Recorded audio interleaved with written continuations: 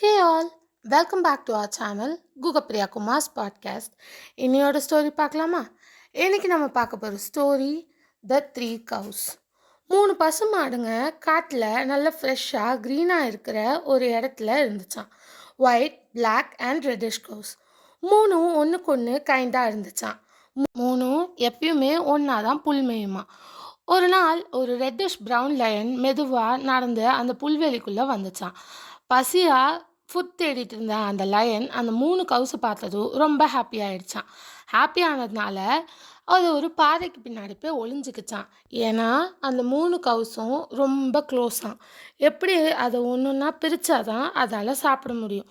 அதனால் அது 3 days wait பண்ணுச்சான் அந்த லயன் இவங்கள பிரிக்கிறதுக்காக.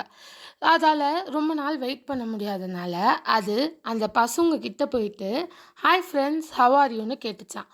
ரொம்ப நாளாக உங்களை பார்க்கணுன்னு இருந்தேன், ஆனால் நேரம் இல்லை. இப்போ தான் உங்களை பார்க்க நேரம் கிடச்சிது, அதான் வந்தேன்னு சொல்லிச்சான்.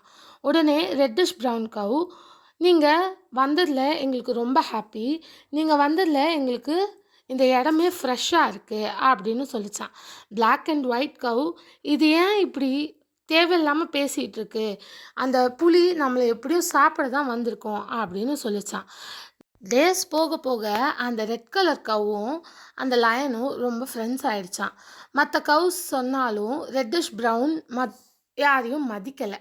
ஒரு நாள் சிங்கம், நம்ம உடம்பு டார்க்காக இருக்குது, அந்த கவ் ஒயிட் கலரில் இருக்குது, நமக்கு ஒயிட் செட் ஆகாது அப்படின்னு சொல்லிட்டு இருந்துச்சான்.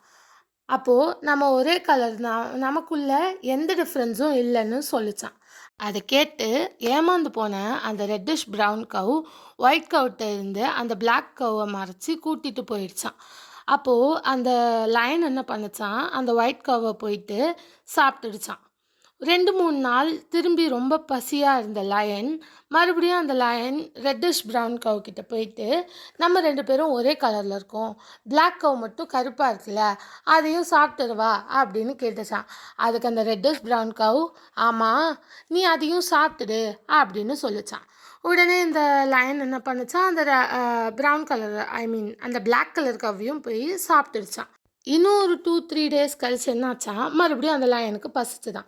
அப்போது அந்த ரெட்டிஷ் ப்ரௌன் கவ் கிட்ட போயிட்டு, இப்போ நான் உன்னையும் தான் சாப்பிட போகிறேன் அப்படின்னு சொல்லிச்சான்.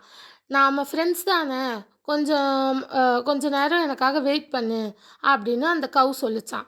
ஆனால் லயன் அக்செப்ட் பண்ணலை. ஸோ இந்த கவ் கடைசியாக என்னை ஒரு 3 வாட்டி கத்த மட்டும் பெர்மிட் பண்ணுறியான்னு கேட்டுச்சான்.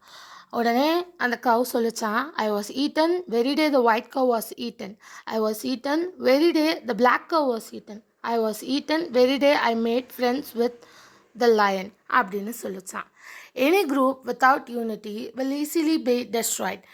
உங்களுக்கு புரிஞ்சிருக்கும்னு நினைக்கிறேன். தேங்க்ஸ் ஃபார் வாட்சிங். லைக், ஷேர், சப்ஸ்கிரைப்லாம் பண்ணிக்கோங்க. இன்னொரு ஸ்டோரியில் கண்டிப்பாக உங்களை மீட் பண்ணுறேன். Bye guys.